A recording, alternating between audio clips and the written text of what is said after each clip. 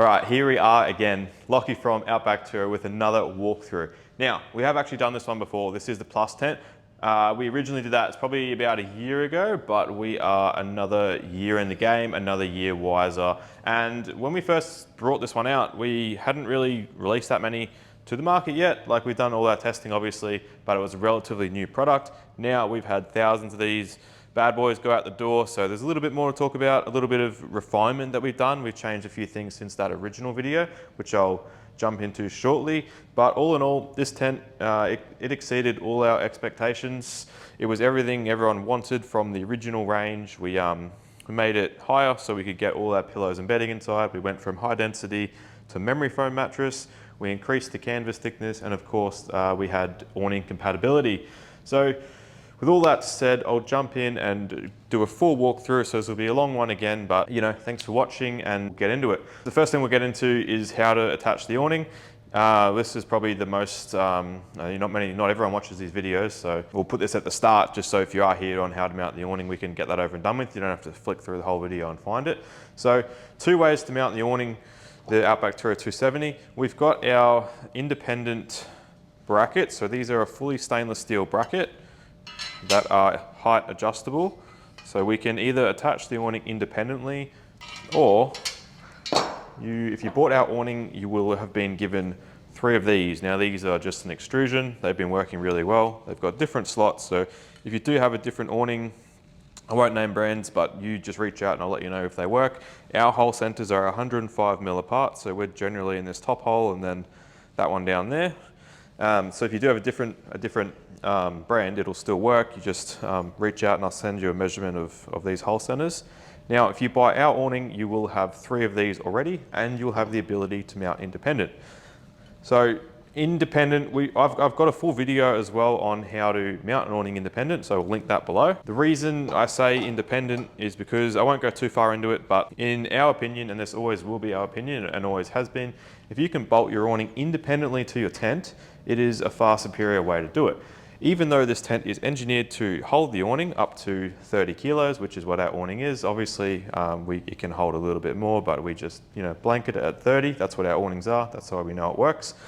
Even though it can hold it, if you bolt your awning independent to the tent, it will be stronger because this is a 300 mil stainless steel bracket. You imagine this is attached to your roof rack. We'll use this tent as an example. You are driving down a track and this gets hung up on something. Would you prefer this to be attached to your roof rack and potentially bend this $70 bracket, or break the side of your $4,000 tent, essentially? So this, if you can't always do this because sometimes tub racks are tapered and you're not going to get enough support on this, but if you have the ability to attach this to your load bar, roof rack, or anything like that, and then attach the awning, it will be a superior way of attaching your awning.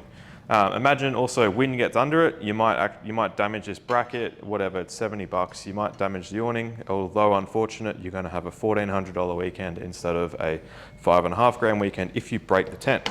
So the tents are still strong though, so don't let that deter you. My personal car, I don't have the ability to do this, my canopy's tapered.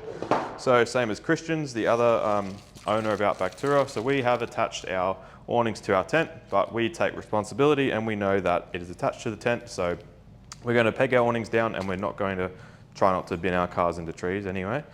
So with 3 of these, I'll show you how these work. So passenger or driver's side, it is the exact same. Something we left out in the original video is we forgot to tell everyone to take this latch off. So if you are fitting the awning to the side of the tent, just remove the side latch. You still have 3 other latches. Technically, the tent will seal just with the back latches. You don't need the side ones. We just knew, being the Plus version, everyone is going to push the limits of how much bedding we can fit in this tent. So we just threw side latches on, but not totally necessary. In our awning bracket kit, you'll have three bags for 3 brackets. You have a series of nuts and channel nuts. So 3 channel nuts just like that. And we're going to do 1 down the bottom like that. Then we're going to do another one down the bottom and then 1 underneath. So there is a track under there as well, just to help brace that awning bracket. From there, we've got spring washers and washers. Spring washer goes on the top and flat washer goes on the bottom, like that. So 3 of those. Now the easiest way is to just make sure we're there. Yep, so drop that through like that, and then use your Allen key to go through like this. And that's how we're going to tighten it up against the tent. So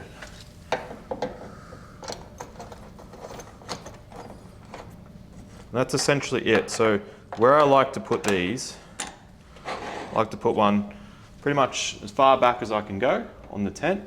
And my next one, let's just say we'll put it where this latch was, because we're not going to be able to, these are like ladder hooks, so you can enter the tent from 3 sides. But with your awning here, you're not going to be able to enter from this side. So I'd put the next bracket just right where that latch was. That's a really good spot. And for the 3rd bracket, the front one, there's no real measurement, but maybe 100 mil back from that join. So 3 brackets, 2 at the back, 1 at the front, because all that leverage point from the awning is at the back. So we want to have 2 brackets there, 1 at the front. If you have a shower awning, we will also include 2 of these for the other side of the tent, or additionally, you could purchase our swing out bracket. So with that all said, we can have a bit of a chat on what's going on the top. These are the original roof brackets. They've worked really well. There was no need to change them. You'll have an extra bag of bolts inside the tent. So if you need any extra channel nuts or anything to put inside here, so these roof racks here, they take the same channel nut that goes in the side of the tent, and they simply just drop in the top like that. So if you want to put any tie downs or anything like that, that's just the M8. You can get some ring, like some ring eyelets, that's what it's called. You can relocate these side ladder latch things, you can put them on top. If you want to put a gas bottle on top and tie it down, like, you can relocate these things, so that's a good little hack since you're taking them off anyway.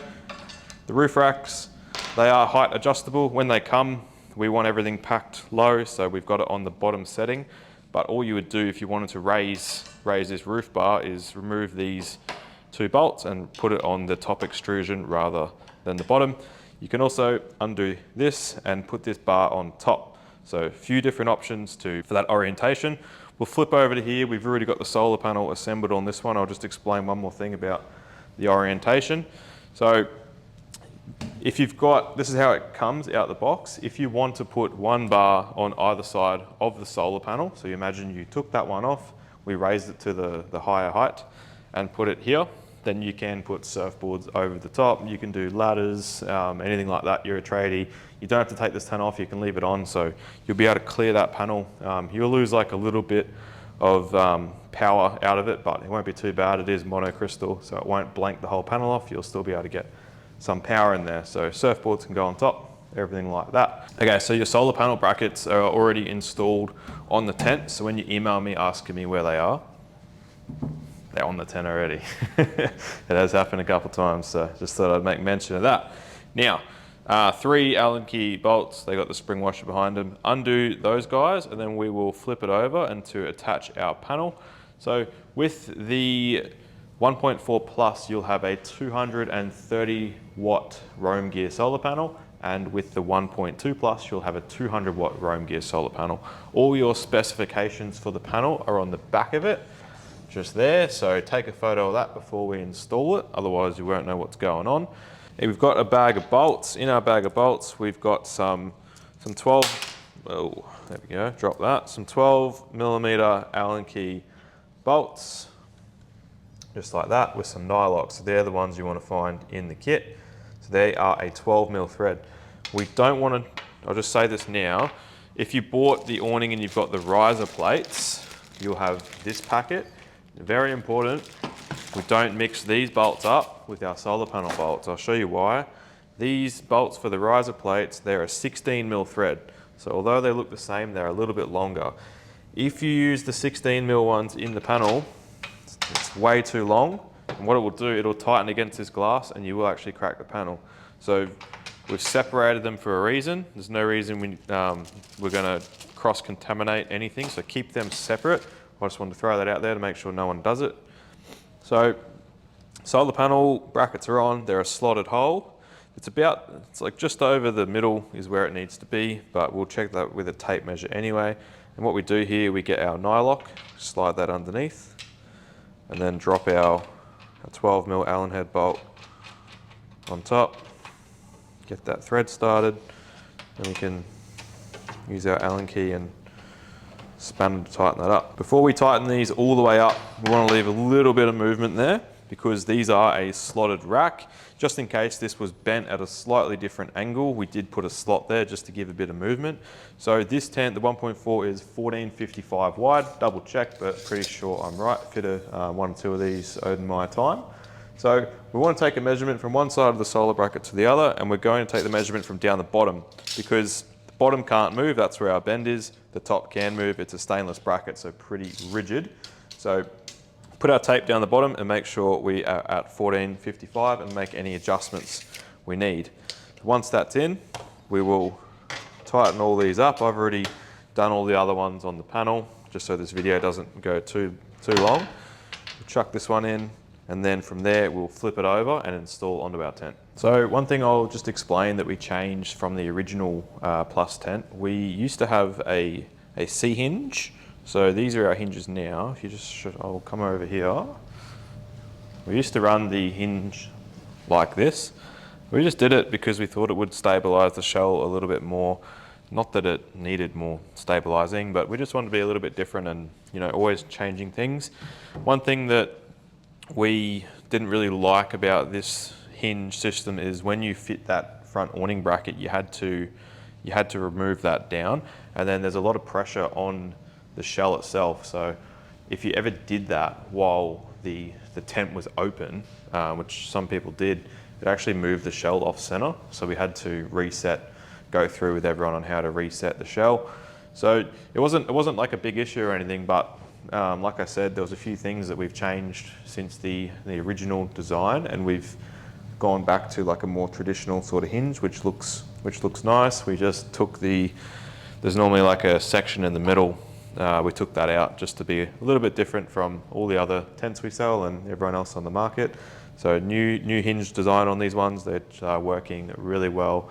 And yeah, we're always just tinkering with the design, what works, what doesn't. And I just wanted to be transparent and show, you know, sometimes we do things and we're 80% of the way there, but we would, you know, always come back and adjust it. Good thing is these new hinges are compatible with the old ones, but if you do have one of the old ones, there's really no need to change it. They work really well, and they've been running on our displays and on our cars for ever since these come out. So yeah, just thought I'd share that with everyone. We've spun the tent around to have a bit of a look on this side.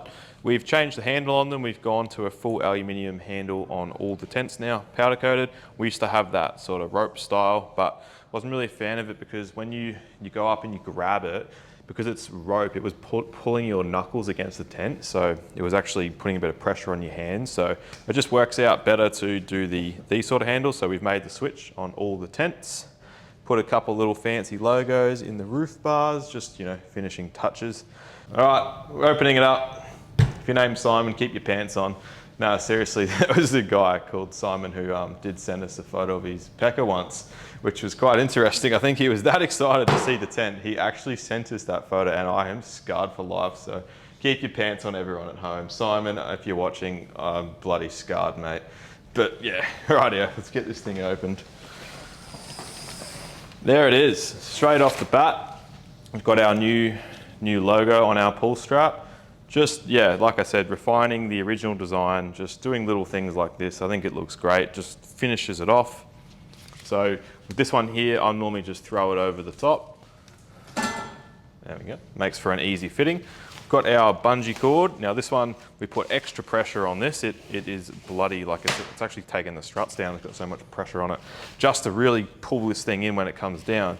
So I like to put it down there in that gap. You can put it there if you want, that doesn't matter. So put that down like that. Inside the tent, we've got our shoe bags, also now with a couple of logos on there. just in case you were lost and you're wondering which tent this actually is and which brand it was, we put logos on absolutely everything, just so you don't forget. So these ones here, these are cool. They can either slide in there, they can slide in here, or they can go in the sides. So our earlier models, you could only, there we go. Our earlier models, we could only put them in the back of the tent, which didn't really work for guys with wagons, so we put the sail track on all the sides now. And just to be extra fancy, we've got hooks as well, so you can actually hook them on. So you can hook them on, do it like that, or put them in the sail track. Now, you've got your rooftop installation guide.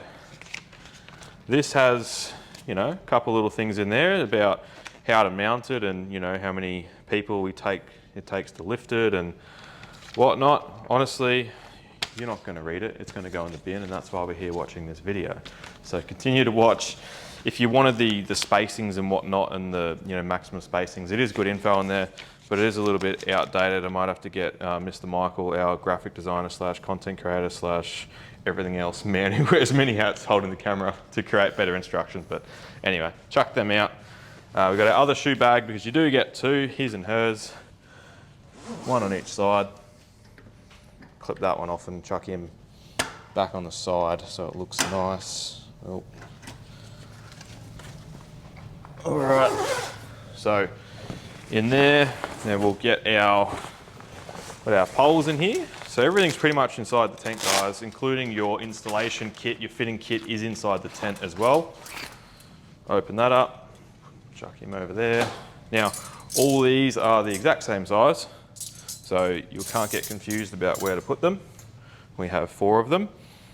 In this little metal section, we've got a slot and a circular hole. We're going to be putting it in the slot. So make sure that goes in twice, and that'll bring that Rainfly out. Might speed this bit up, make it a bit quicker. All right, tent is up, fair bit to talk about here. Of course, we've got our big Rainfly. So this is the Rainfly we've had for, like 5 years now, since the start. We always run 4 poles rather than 2, because if you only have 2, there's really no way to do this Rainfly that actually offers side protection. The Rainfly would look like this. So important we have 4 poles, that way you do have side protection. Otherwise, you will get rain in both directions if you don't have a 4th pole. So large Rainfly. This one can actually zip off as well, so if it is windy, you can get rid of it, zip it off, or it's got toggles to roll it up and away. This will take a fair bit of wind, like it can be in pretty hectic wind. The noise might get to you over time, but most likely that noise is actually that strap we threw over the top, sitting there hitting on top, which is why I threw it over the top. Inside the tent, we've got our fancy light already on. This does go 2 colors, so we've got our white light and our amber light, and then we can dim it all the way down as well. So dim it all the way down. I will leave it on white so you guys can see in here. We've got a 75mm memory foam mattress in here. The way to know that your mattress is actually memory foam is if you push down on it like this, it slowly comes back up. So this, like the name says, it has a memory. It always comes back to its shape. Now, this is an unregulated industry, actually, so people who sell rooftop tents, there's no regulations, so people can fire from the hip whatever sort of specs they think of. So most people are selling memory foam mattresses, but actually, in fact, they are high-density foam mattresses. The way we know this is we did a lap around the Melbourne show recently and went through other tents just to see, always need to know what else is out there. And I would say 90% of people that thought they had memory foam actually had high density. I'll show you what that looks like. We have high density because it is a lighter foam in our Z tent. So this is what a high density does. Instantly comes back. Although comfortable, it is not memory foam. So just be sure that you are actually getting what it says on the packet, and with Outback Tour you always are. We don't fudge our specifications, we don't need to. Okay, inside we've got pockets on the side, so phone, keys, whatnot. We've got our iPad pocket up top, and then you can put jackets behind here. That's why it's on elastic. 360 light, like we mentioned. We've got this cord inside. This just helps pack it down. It just helps pull the edges in away from the gas strut. Not totally necessary. I'll show you packing it down without that. The mattress underneath, we've got a condensation mat as well. Nice black condensation mat. What this does is when you get heat transfer from your body through the mattress onto the base, it can condensate underneath because the base is cold, your body's hot. It pushes heat through the mattress and onto the base. Now this has nothing to do with condensation inside the tent. That is your breath. Now you can fact check me, but between 300 and 500 milliliters of water per person inside is what comes out when you're sleeping, and that's what ends up on your walls. So the way to get that out is to have windows cracked about to here. We've got canvas on the inside, not on the outside. We want to have canvas on the inside of the tent. That way, if you zip this side up, say you've just got that zipped up and you do get cold, you can easily zip this up from the inside. If this were on the outside, it would just be dangling and flapping around all night. So you want to have these on the inside, screens on the outside. That is how a rooftop tent should be, and they can toggle and roll up if you need. We've got another ventilation window up top. So hot air rises when you're sleeping, so it'll escape out of that vent up top. If you want to add fans in here, we don't include cheap fans. Like honestly guys, I could get 2 fans for you and I'd like pay about $10 a fan. They're absolutely crap, and they're the ones that most people give out with rooftops. In my mind, I don't want to import landfill. So I would rather you go out and buy like a nice fan, like a Sirocco for example, mount it to the inside here, or clip it on a pocket or something, and then use that as a fan and then wire that all up. So if you need more info on that and like which screws to use, because you have to use a 15mm button head, just reach out. I've got the photo, the exact screw you need, and that'll make sure this is a 20mm lid. There's no way you'll go out the other side. We've definitely tested that, so that won't happen. Canvas, cool. So hot topic of the year seems to be canvas. There's 3 types of canvases you can make a tent out of, or actually 4 now because there's this new hexagon canvas or whatever, blah blah. Yeah, we'll cover that. So this is an Oxford canvas, so not ripstop. This is the stuff, like a good canvas for making such things like our Rainfly poles, our ladder bags. Shoe bags are actually PVC, they're not Oxford because they're going to spend more time out in the weather, but not ideal for making rooftop tents out of. Second of all, we have our poly cotton canvas, which is still a ripstop, so we'll take a walk over to our original tent over here. This stuff's like, I would say, just 1 notch down from the stuff we've been using in the Plus tent. It's still a full ripstop canvas. It's got the ripstop squares in it. It does have a polyurethane coating, so a PU coating. When you do a 320 GSM, you need to have a coating on the inside for waterproofing. This canvas, we can lay out 1 meter by 1 meter, put a cup of water on it, come back 2 weeks later, it'll still be there. It will not leak. This stuff is good. But for the Plus tent, we stepped it up a notch. We used the 380 GSM canvas. So it's still ripstop. You'll see our squares are nice and close together. There's another version of this you can get, but the squares, they're like this long, this far apart. So if you ever get a rip in it, it's going to be quite a big rip. You want the stuff where the squares are nice and compact together, which is what this is. Now this canvas, I'll jump around to the door. It doesn't have any coating on the inside, so no PU coating on the inside. So this stuff will breathe a lot nicer. So your condensation will be mitigated to literally next to nothing on this canvas itself. It is like your traditional swag canvas, the stuff if you're about my age, you grew up in, like the old Oz tents and whatnot. They've got the Oz trails, sorry. They've got like this sort of canvas material. They've got no fly over the top. It's just a thick canvas. So we wanted to go back to something like that. and use that for our tents. You can see, like this, you can see how thick it is just by rolling it. Like you can't even roll it up tight. Whereas something like this that I was explaining, you can literally scrunch it up. So this is what some people are making full body rooftop tents out of, and we don't want a bar of it, to be honest. We just make it out of this thick stuff, which is more like your traditional stuff. So you can take my word for it. It is good. We've had it for the last few years now. It's been great. All corners of this country, people have been using it, and great reviews. Got a really thick canvas sleeping bag that can go in here. We can put the pillows as well. So with the pillows, we normally put them lengthways.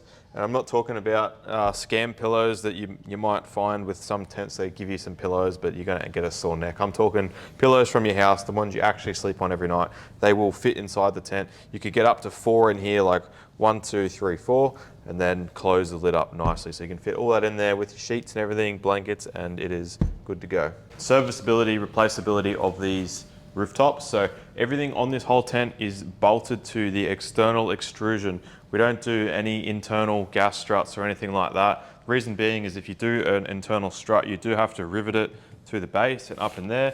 You imagine you're out on the tracks and you bust a gas strut or something. You don't want to be having to get a drill up in here to replace them. Plus, when you unclip these guys, they do overextend 50 mil. So trying to actually get a strut back onto this, if it was riveted, would be next to bloody impossible, especially on top of a vehicle. So that is why we use the Stabilis gas struts only. They have a circlip on the end, so they can pop off if you need to. These guys are tested up to like 8,000 times. That's their life. So I don't think you're going to put your tent up and down that many times, but if there ever was a gas leak or something happened, these guys can go in a pressurized chamber and they have a one-way seal, so you can actually regas these up to however many newtons you need to. We're already at 650, so they are quite strong. That way you can handle 2 panels. You don't have to do any upgrades like that. But if you want to carry any more weight, then you can upgrade them. Just reach out and we can go through the process and find a local gas strut guy who can do it. Everything else, all bolted to this external extrusion, so everything can be mismatched and moved. Spoke about the canvas earlier. This extrusion has a sail track on the bottom, so if you ever did have to replace that canvas, it does slide out the corner, and that fully makes it serviceable and replaceable. The seal here is a rubber pinch weld, so it's a nice soft rubber. You want to make sure it's a nice soft rubber, not a hard rubber. It's got a little wiper seal over the top, so that'll protect it from UV. And that just pulls out like this. So if you ever needed a new seal, it literally just pulls out. Now, it's important, this is a finer detail, but worth checking if you're researching rooftop tents. You want to make sure the seal pushes in this way. You do not want to buy a tent where the seal pushes in from the back. You want it to push in this way, so forward way. So what I mean by that is this seal here is a pinch weld, and it pushes into the tent this way. Now that is going to ensure your tent is waterproof, and the way that, it's hard to explain, but as the corner molds are put together, if you have it the other way, the chance of water ingress is a lot higher. So just make sure this seal is going in that way. If you ask another company, they probably have no idea what the hell you're talking about, but just something for you. If you go look at a tent, just make sure it is actually going that way, and you're going to be all sweet with water and everything like that.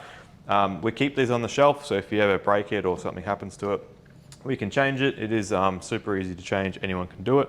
So main part of all of our tents is you can literally repair this entire tent with a 5mm Allen key and a 13mm spanner, and you can pretty much tear this entire tent apart, change the canvas, change gas struts, everything like that. Minimal tools, so no matter where you are in this country, you'll have support from us, videos, and have the confidence to do anything like that yourself. And you know you've got parts you've bought from a brand who responds 7 days a week, can send parts to your nearest post office or anything like that. You'll have support from us, and everything is easily changed. All right, so we'll pack this tent up. Generally, you'd be standing on the back of the ladder. You can put your head out this window here and pull that Rainfly pole out. That won't make a difference. That's normally how I do it when I'm up there, because you can't obviously walk around the tent like that. So if you did what I said before, you've thrown this strap over the top. Little hack for that is use your Rainfly pole and hook it on like that. There we go. Practice your fishing skills like that, and that's got your little pull down strap. So you saw at the start I had this bungee cord. Now, this is an awesome feature because it helps keep everything tucked in when you're coming down. I like to keep this Rainfly nice and straight. The OCD, I don't like it setting your tent up when it's all crumpled, so I just normally take the time and make sure that's all nice and folded. So best feature of this tent, it's got a really wide extrusion, a lot wider than our original tents, because it makes packing it up way easier. You lose a little bit on the mattress, but I'm talking like 10 mil aside, it's bugger all. And it just makes packing the tent down that much easier.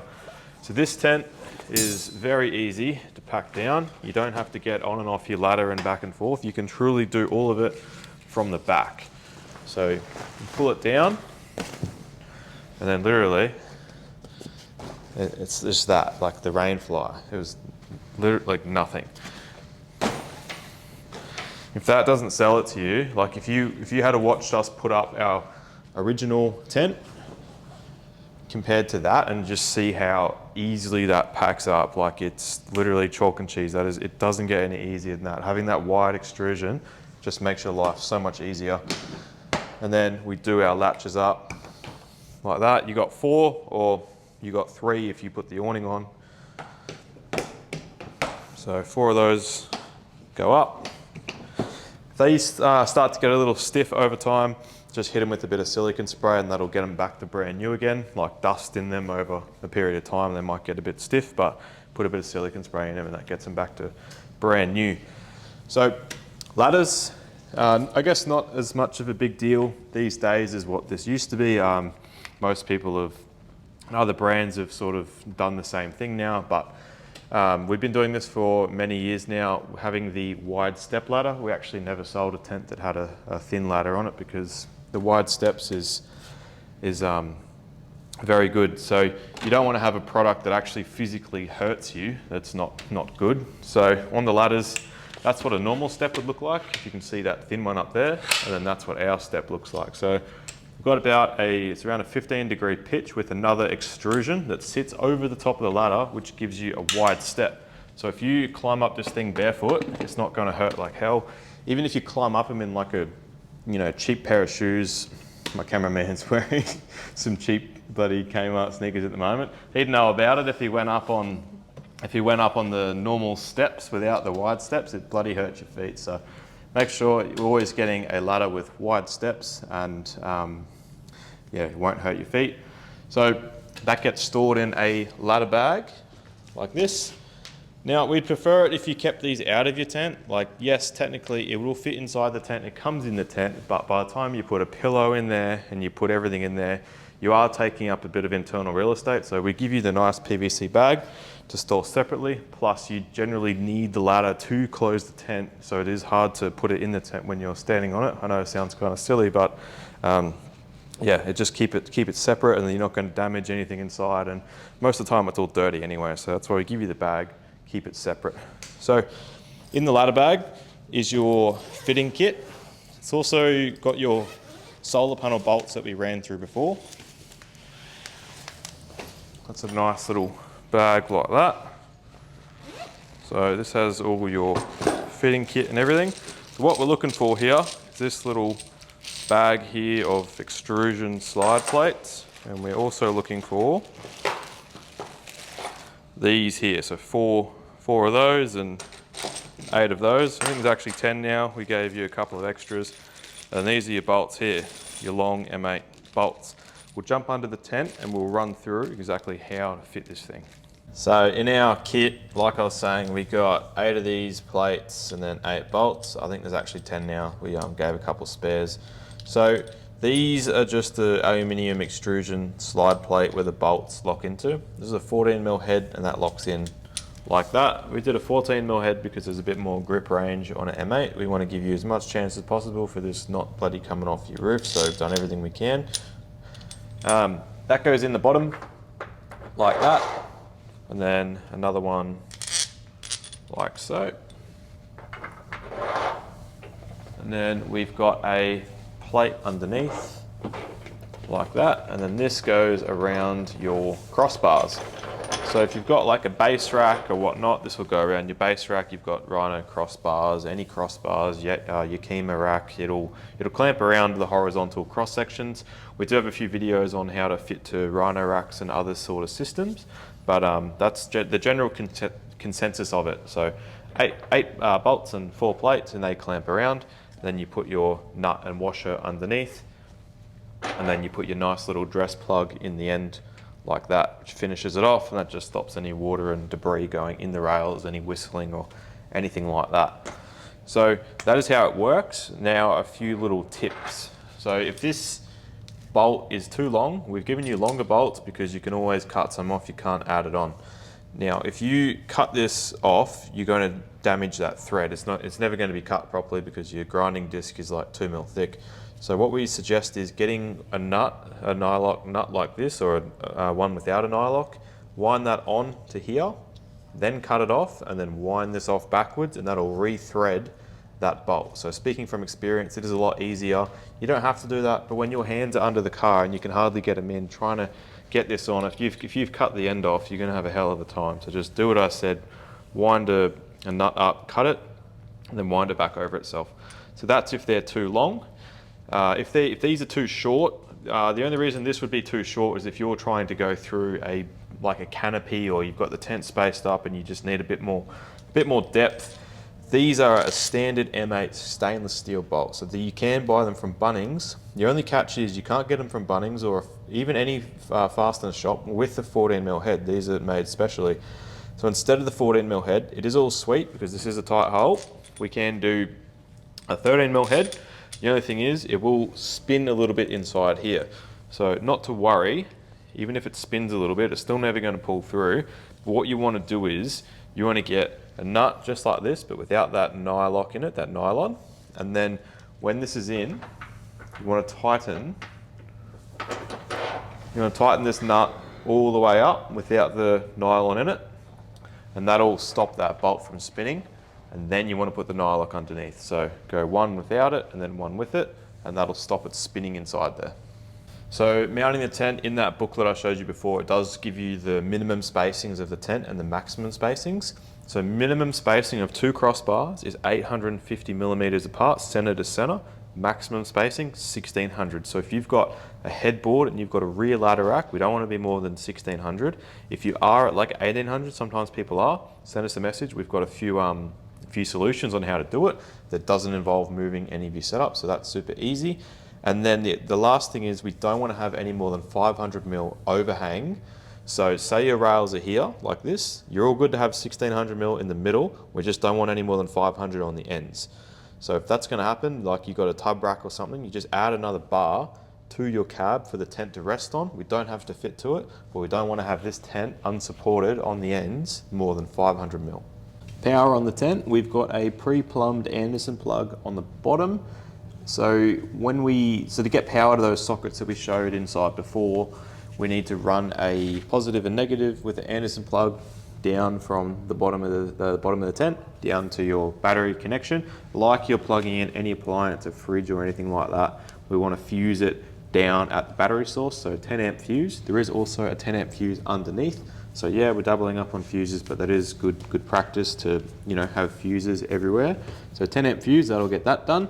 This is a completely separate cable and everything to the solar panel. The solar panel itself, it has 2 1-meter cords on the back of it with MC4 connectors. Now, MC4 connectors are a automotive connector. Jared from Roam Gear, he's a professional. That is what he recommends. We do MC4 connectors, and that runs back down to your battery. Now, at your battery, we need to do a charger, so like an MPPT or a DC-DC, because the solar panel is unregulated current, up to over 20 volts, and we're getting it back to 12 volts. So we need to regulate that back to the battery.